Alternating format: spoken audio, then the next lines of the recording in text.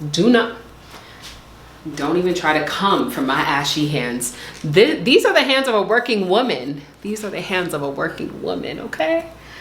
Hey everyone, my name is Samantha and welcome to Planted.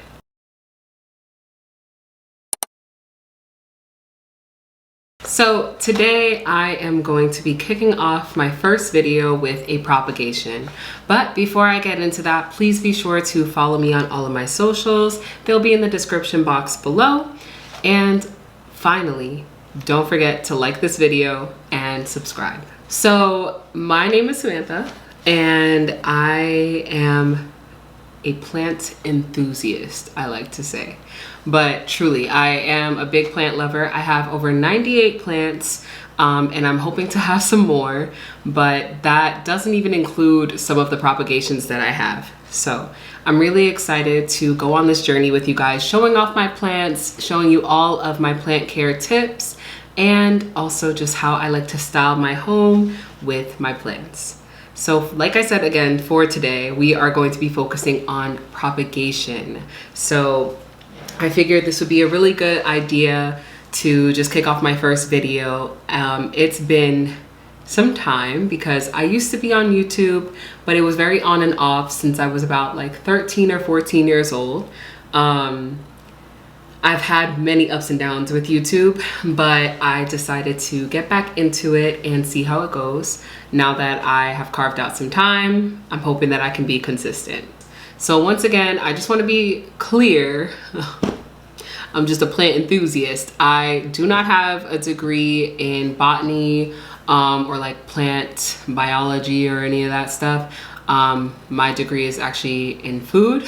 So everything that I know about plants or have learned about plants, it's either just from trial and error, from some of my favorite YouTubers, or even just like researching things online. So if I ever get anything wrong or I'm not sure of anything, like please feel free to drop some stuff in the comments and let me know. Or if you have any questions, and like I said, if I can't answer and I just don't know, I will either just tell you I really don't know, especially if I can't find any research on it. I like to be very transparent, but I like this platform because I feel like it's a good opportunity to teach you guys some things that I know and also learn from you guys as well. So do not hesitate to talk to me in the comments. I plan on talking back with you guys. So the plant that I'm propagating today, that big boy right there. That big boy right there. He is... Please don't make that into a meme, because I know some of you out there would. But the thing that we're propagating today is that one right there. It's my Monstera Deliciosa. It has not fenestrated and I've had it for maybe a year or two. I would say 2 years, and it just keeps putting out leaves but no fenestrations at all. If you're not sure about what fenestrations are, I'll show you an example. I have my Monstera Thai constellation right here. Fenestrations are these things. They just look like tears in the leaves. It just shows that, sorry, my cat sometimes likes to make extra noise when I'm trying to do something. So when she doesn't have my full attention, she will find a way. But fenestrations just look like this, and it just shows that the leaf is very mature, that it's healthy, that it's getting the right nutrition. So I don't know what it is that I'm doing wrong with my Monstera Deliciosa, but I want to just start it over completely. Items that we're going to need today are some shears. We're also going to need some rooting powder. I like to use the rooting powder by Garden Safe, and it's called Take Root. And then I love using these. I discovered these after watching some people on TikTok, but my plant mat has saved me from a lot of messes. In my previous apartment, I had a lot of carpet, so unfortunately the soil would just get everywhere and get stuck in there. But in my new apartment, I have hardwood floors. Well, they're not really hardwood. They're like that laminate stuff, but still, it's just regular floors. I'm very, very happy about it. So any soil that gets all over the place will be a very quick cleanup, but this makes it a lot easier as well. If you're wondering where I got this, it's on Amazon. If anything, I can also try to link the products below and maybe even make like a little storefront down the line to show you guys all of the things that I like to use. All right, so let's go get them. This is the plant.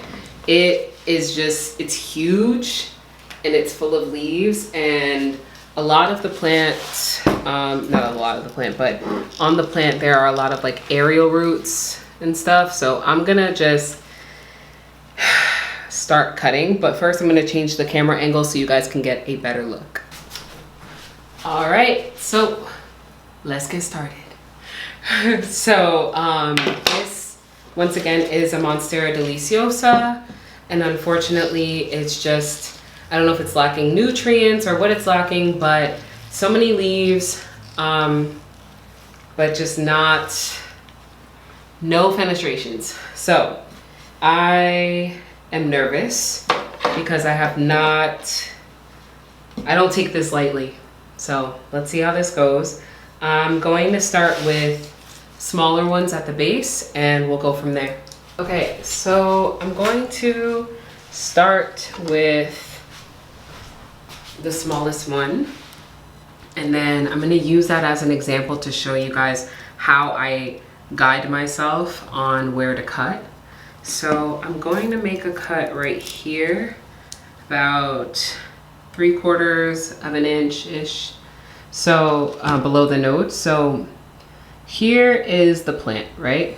So obviously you have your leaf, which is my Monstera leaf, and then we have the stem, and then we have something called a node.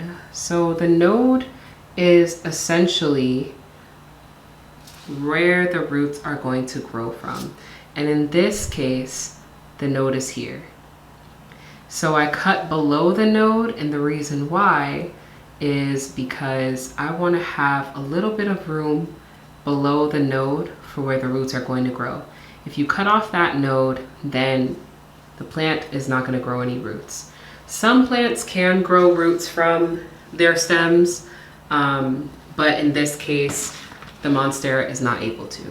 So this is where it's going to get a little tricky. I'm going to take off this Velcro that I was keeping it secured with to the cocoa coir pole.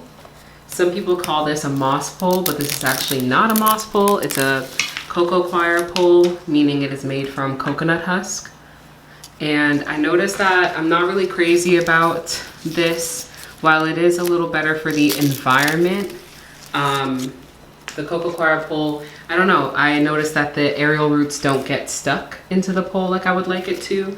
So you can see that once I untied it, it just came right off. Look at this huge aerial root, and it never clung. So now I'm going to turn the plant and show you what I'm really working with here. So I have so many points of growth for this plant, and I think it's time to back up the camera and show you where I'm going to make my cuts. So an issue that I started to run into is the shape of the plant. It started to bend a lot. It started growing in the opposite direction of where I would like it to grow. And in doing so, it's just not keeping the right shape. So the first thing I'm going to do is cut at the lowest node that I can cut at. So I always cut like 3/4 of an inch or more from the node. Okay, so from the node here, about 3/4 of an inch or an inch below. And sometimes you'll see like a little bit of a substance coming out from the stem. That's totally okay, that's normal. It actually shows that it's healthy, so it's okay. And what I'm going to do now is I'm gonna turn this into 2 plants, maybe even 3, depending on how far I can get with this. So we're gonna see. So for nodes, once again, we have several. Here, here, here, where an aerial root is growing from. Another node there, another node up there, another node up here. So the amount of nodes pretty much tells you how many plants you can get out of it. So if I wanted to cut here and do something called the wet stick method, I could do that, but I'm not going to. I'm just gonna cut and just hope for the best. So some leaves are a little imperfect. They have some damage, whether from my moving. This one is starting to yellow as well, so I don't really see these leaves getting far. So I'm actually gonna make the decision here to let them go. So one way is just by simply breaking off that leaf, and this leaf is no longer going to serve a purpose, so it's bye-bye. Just gotta let it go, just gotta let it go. And then I have another leaf here, like I said, it's a little damaged. Some people would probably keep it. I'm sure I probably could. But yeah, you know what? I'm gonna keep it and just kind of see how it goes. This leaf was like, thanks. But it is yellowing, and I can see it from the stem up that it's not doing well. So I'm not really sure how, you know what? I'm gonna let it go. I would just let it go. I don't even want to try. So now we have 1 node, 2 node, 3, 4. We have several nodes. So I'm just gonna cut from that aerial root, and I'm gonna keep this. I'm gonna keep that and put that in a propagation box, and hopefully it will start to develop roots and maybe even a leaf. But now we're in this funky situation where it's pointed this way. It's like this. That's exactly what it's doing. It's not sure what's going on. So I'm going to, ooh, this is a tough decision because this is technically a node right here, but I don't know how well it will really survive. But I am going to, I think I'm gonna leave this as, but look at how the aerial root is like stuck. You see? You know what? No, I'm not gonna leave this. I'm gonna cut it here and hope for the best. It's a little short, but I hope it will root. So we're gonna have that as one. That's one propagation. That's one leaf or one plant.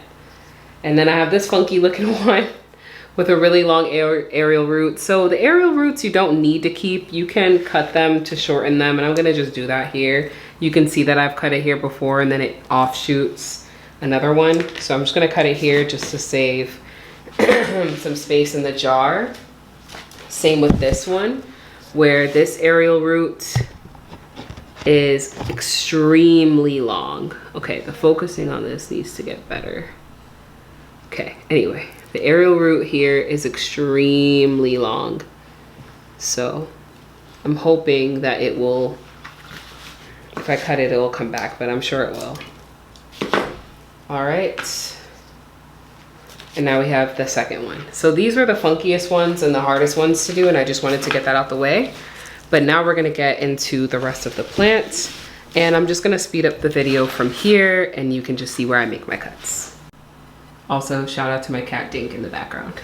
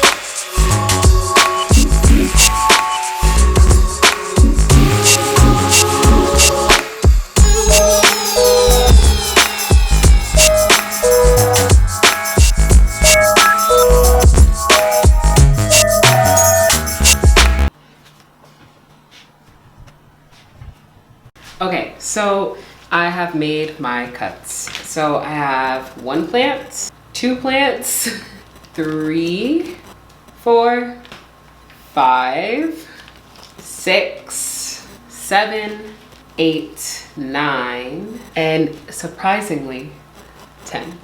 So this one is really interesting and unique because the leaf was already starting to come out and I didn't want to just like throw it away and let it go. So I'm going to put it in some water and I hope it'll root. Sometimes rooting something that has like a new leaf and nothing else can be a little tricky. I'm not entirely sure why. That's some science I don't understand, but maybe it has something to do with the amount of energy that's trying to go into growing the new leaf and then also trying to grow roots at the same time. It's probably just really hard to disperse that energy. And then I'm gonna keep these sticks. So the ones that still have, don't even try to come from my ashy hands. These are the hands of a working woman. These are the hands of a working woman, okay? So anyway, that's what I'm saying. So these here have some nodes and I'm just gonna put them in a container with some sphagnum moss and just hope that they start to root. So I'm gonna save those. And then any extra leaves, they're just gonna go in the trash. This is my trash with some of these aerial roots that were just way too long. And then I'm going to use this rooting hormone, put in some water and root it and see how it goes. So let's get to that part.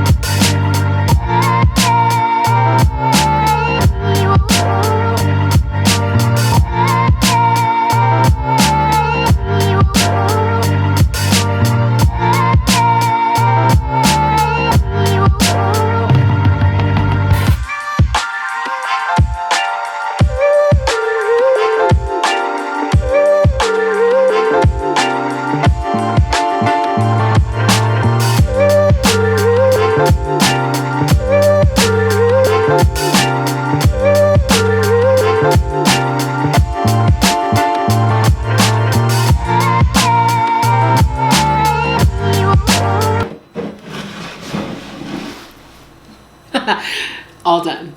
All right, guys. So as you can see, I'm all done. So for, I would say like the next week or two, I keep looking at the viewfinder. I'm supposed to be looking here. Okay. So I'm all done. And the first week or two, I'm just going to be checking on the water, making sure that it's staying clean. I do use filtered water for my plants. The water out here is a little harsh, or hard, people like to say, but I like to make sure I use some filtered water if I can. If I don't, then, you know, some people will go and buy distilled water, but I'll just honestly use my regular tap water if I really have to. But for this case, because I was feeling a little fancy, I gave it a little bit of filtered water. Some people like to add plant food into their water for their plants while they're rooting. I typically don't because I don't find the need to. And times that I have done that, I don't know what it is, but my plants have rotted, and I don't know if it's because I'm adding too much and it's like burning the plant. So I don't know. So I just use regular old water and my rooting powder. So I will give you guys an update on how these do. Let me stop before I snap the leaf. But I will give you guys an update on how these do. And thank you so much for watching. And I can't wait to see you guys in my next video. Bye.